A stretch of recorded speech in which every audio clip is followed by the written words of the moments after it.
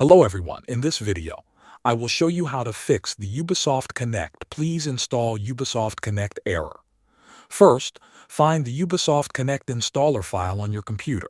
Right-click on it and select Properties. Go to the Compatibility tab. Check the box that says Run this program as an administrator. Click Apply and then OK. After that, right-click the installer again and choose Run as administrator. This gives the installer full permission to make changes to your system. If the error still appears, your firewall or antivirus software may be blocking the installation. Temporarily disable your antivirus and Windows firewall.